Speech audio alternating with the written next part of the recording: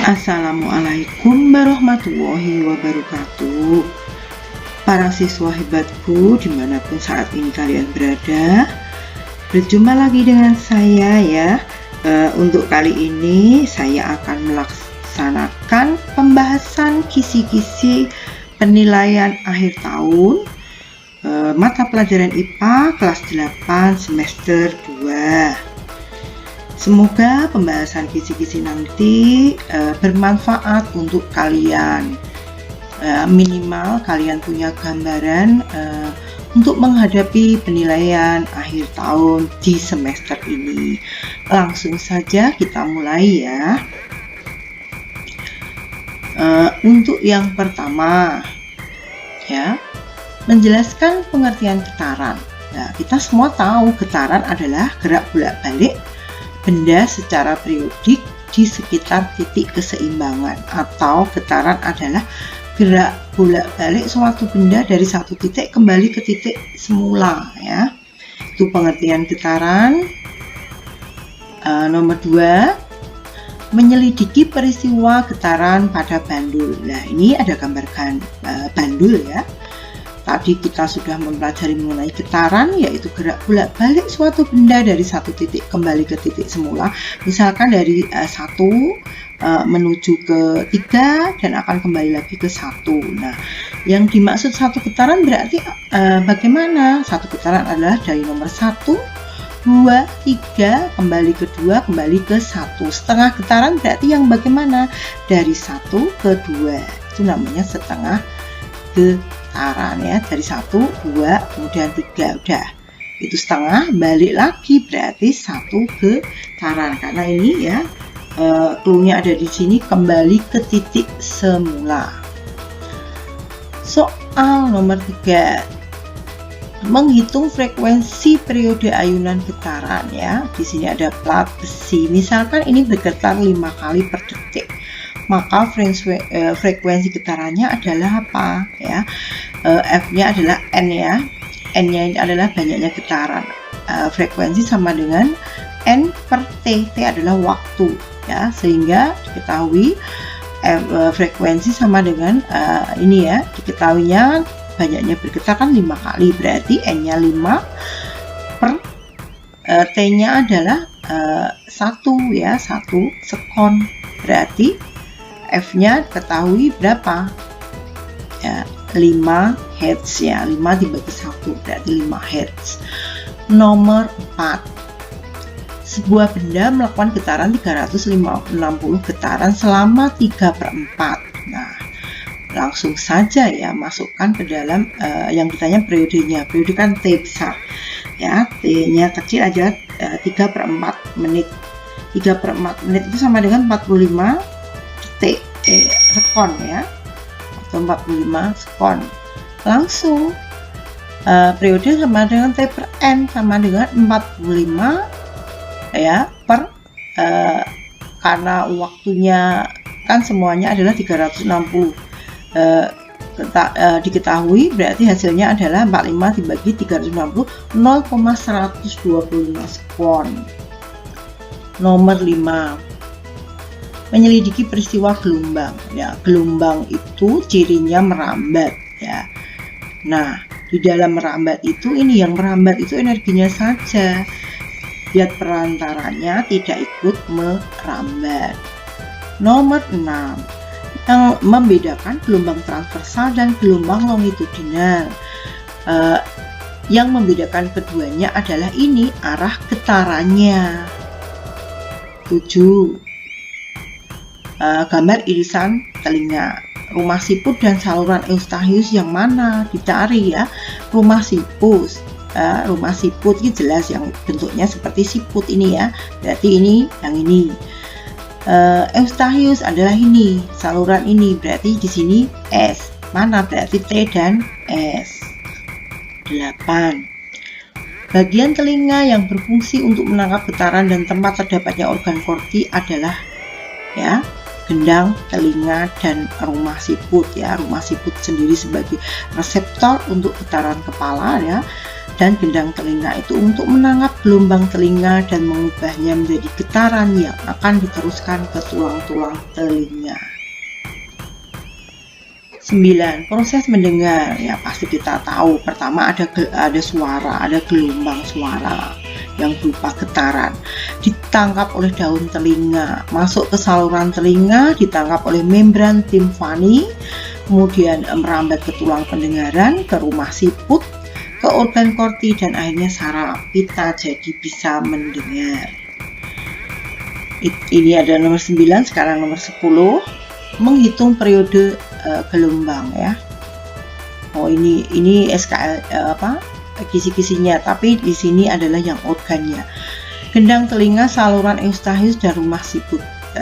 Jelas gendang telinga, saluran eustachius, rumah siput ya. Berarti P, S, dan R, rumah siput. 11. Masih sama menjelaskan mendengar pada manusia ya.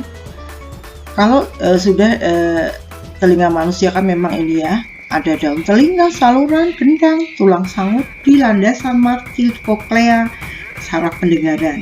Nah, mekanisme mendengar seperti di atas jelas, yaitu 1, 2, 3, 6, 5, 4, 7, 8 ya. Yang berbeda hanya nomor ini, 6, 5, 4. 12. Menjelaskan tujuan membuka mulut saat mendengar suara keras. Nah, agar apa? Nah, ketika ada geledek yang besar yang suaranya menggelegar atau mercon ya, kita ini tetap diusahakan untuk membuka mulut ya. Nah, itu tujuannya ini, tekanan udara telinga tengah biar sama dengan tekanan udara telinga luar, dan penjelasannya adalah ini. Silahkan dibaca sendiri. Nomor 13. Seperti ini bunyi dari sini menuju ke sini. Ini ada tembok memantul ke telinga kita, otomatis ya pemantulan bunyi. Selanjutnya, ketika kita memegang tenggorokan saat bicara, apa yang kita rasakan? Ada getaran. Nah, ini membuktikan apa? Bunyi itu ditimbulkan oleh benda-benda yang bergetar. Nah, perbandingan frekuensi nada D dan B 2745. Frekuensinya yang D itu 297, yang B berapa? Langsung masukkan ke persamaan ini. Dan hasilnya adalah 495 Hz. 16. Cepat rambat bunyi di udara 300 ya. Bunyi guntur ya, berdek terdengar 2 sekon setelah kilat. Nah, yang ditanya adalah jarak guntur dengan pengamat. Langsung S sama dengan jarak adalah V kali T, 300 kali 2, 600 meter. 17. Perbedaan gaung dan gema. Gaung bunyi pantul mengganggu bunyi asli, gema bunyi pantul tidak mengganggu bunyi asli. Ini perbedaannya. Pernyataan yang tepat mengenai gelombang bunyi dihasilkan oleh getaran dapat dipantulkan, termasuk gelombang longitudinal. Frekuensi bunyi berikut terdeteksi di telinga manusia ya. Nah, ini masuk ke dalam ini ya, audiosonik, yaitu antara 20 Hz sampai 20.000 Hz. Berarti masuknya adalah audiosonik. Kalau berdasarkan frekuensi itu bunyi memang dibagi 3 ya, infrasonik, audiosonik, dan ultrasonik. Bunyi yang frekuensi kurang dari 20 Hz disebut infrasonik, tadi di atas sudah ya. 21. Resonansi itu ikut bergetarnya suatu benda karena getaran yang dihasilkan. Nah, alat yang memanfaatkan fenomena resonansi itu antara lain tambur, harmonika, gitar, dan sebagainya. Jika bandul P diayun, bandul yang ikut terarung adalah apa? Nah ini S. Kenapa S? Karena memiliki panjang tali yang sama. Sebuah kolom udara panjangnya 30, frekuensinya 400. Jika cepat rambatnya bunyi di udara pada resonansi pertama berapa? Nah ini ya, L-nya 30 berarti kita jadikan meter, 0,3, frekuensinya 400 Hz. Resonansi pertama itu 1/4 kali panjang gelombang langsung ya. L sama dengan 1/4 panjang gelombang, maka panjang gelombang adalah L per 1/4. Ya, kita ingat pelajaran matematika ya, kalau seperti ini kan 4-nya naik, sehingga panjang gelombang sama dengan 4 kali L, 4 kali 0,3, yaitu 1,2 meter. Yang ditanya adalah cepat lambat. V sama dengan lambda kali F. Lambdanya ketahuan 1,2 kali, F-nya 400, ketemu 480 meter per sekon. Usaha untuk mencegah terjadinya gaung atau kerdam yaitu untuk melapisi dinding dalam ya dengan zat peredam ya. Zat peredam di sini bisa nih ya dengan kain wol, gabus, karet busa, dan ini biasanya di gedung-gedung yang paling jelas itu di gedung bioskop gitu ya, studio dan sebagainya ya. Kemampuan kelelawar untuk menentukan lokasi itu disebut ekolokasi. Penjelasannya ini silahkan dibaca sendiri. 26. Sonar merupakan sistem yang menggunakan gelombang suara di bawah air. Nah, di laut itu sonar fungsinya apa? Minimal ini ya, mendeteksi kapal selam, penangkapan ikan komersil, kemudian mendeteksi juga keselamatan penyelam. Sifat-sifat cahaya ini jelas, permukaannya teratur, berarti pernyataan yang benar tentang gambar apa? Cahaya dipantulkannya, memantulkan. Cahaya dapat dibiaskan ya, kalau dilanjutkan seperti patah itu dibiaskan ya. Tapi kan ini permukaannya kan halus ya, tidak kasar. Pemantulan cahaya teratur jika cahaya dipantulkan oleh bidang yang tidak rata. Ini rata ya.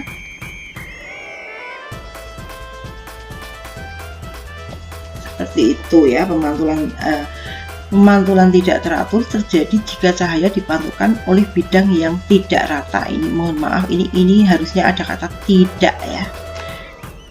Selanjutnya, menyelidiki arah rambat cahaya. Seperti ini jelas, center, lubang-lubang, ternyata cahaya tetap menuju ke garis lurus.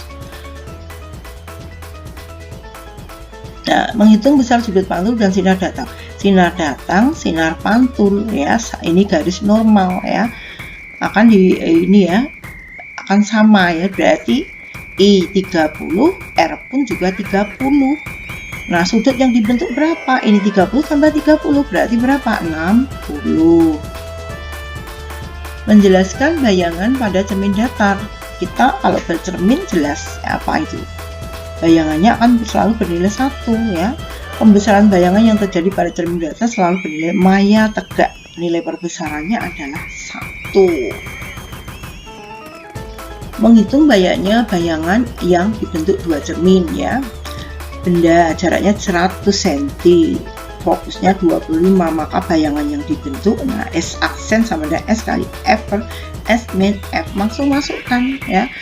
100 dikurangi 100 kali 25, 100 dikurangi 25, 10 kali 25, anggapnya ini coret-coret gitu ya.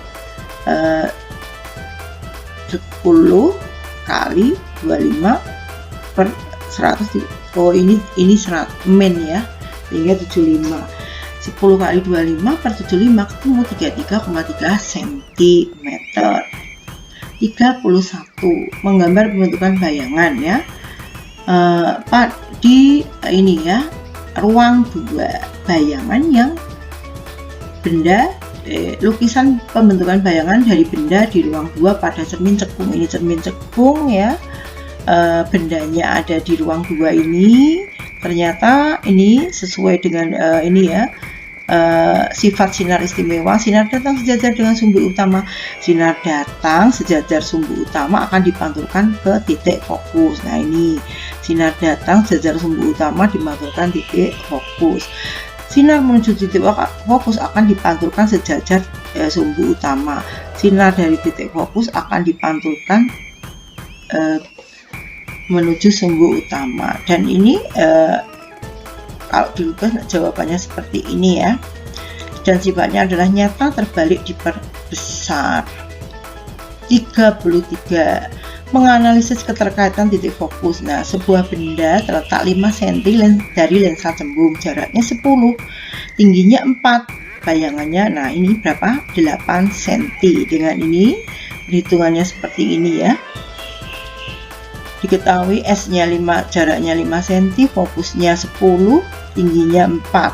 Kita ingat, 1/F sama dengan 1/S per 1/S aksen. Tinggal dimasukkan, ketemu 1/S aksennya adalah 1/10 min 1/5. S aksen sama dengan 1/10. S aksen sama dengan 10 ya. Tinggal dibalik. Bayangannya adalah H aksen per H sama dengan S aksen per S, masukkan ke dalamnya ya. Diketahui hanya ketemu 2 kali 4 sama dengan 8 cm. 34. Menjelaskan letak bayangan melalui persamaan umum cermin ya. Bayangan di ruang 1 akan jatuh di ruang 4 dan sifatnya apa? Maya tegak diperbesar.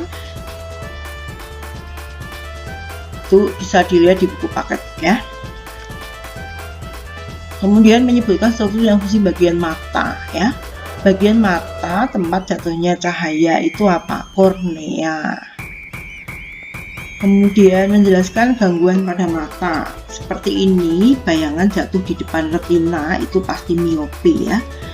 Nah, miopi itu apa? Gangguan yang menyebabkan objek yang letaknya jauh terlihat kabur, tetapi tidak ada masalah melihat objek yang letaknya dekat. Miopi dapat dibantu dengan kacamata minus ya, atau min.